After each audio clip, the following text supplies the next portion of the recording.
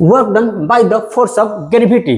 मान लीजिए कोई पार्टिकल है जो पॉइंट ए पर प्रेजेंट है और particle A C dash C path को फॉलो करते हुए ग्राउंड सी पर चली आ रही है, तो हमको ये बताना है कि पार्टिकल को ए से ग्राउंड तक आने में फोर्स ऑफ ग्रेविटी का कितना फोर्स वर्क डन करनी पड़ रही है।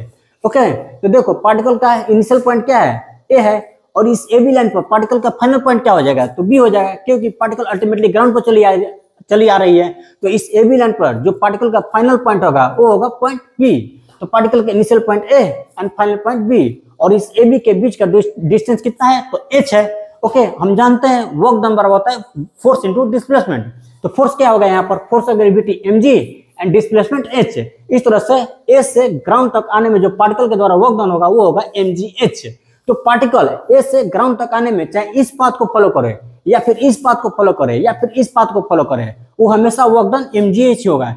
क्यों? क्योंकि वर्क डन हमेशा initial point and final point पर डिपेंड करता है, वो कभी भी पाथ फॉलो पर डिपेंड नहीं करता है। ओके, अच्छा, ए से सी तक आने में पार्टिकल ने mgh वर्क किया, तो सी से ए तक जाने में पार्टिकल कितना वर्क डन करेगा, तो माइनस mgh, क्योंकि ए से सी तक आने में ग्रेविटी की डायरेक्शन चल रहा था और सी से ए तक जाने में वो ग्रेविटी के अपोजिट डायरेक्शन चलेगा, इसलिए सी से ए तक जाने में जो वर्क डन होगा माइनस mgh होगा।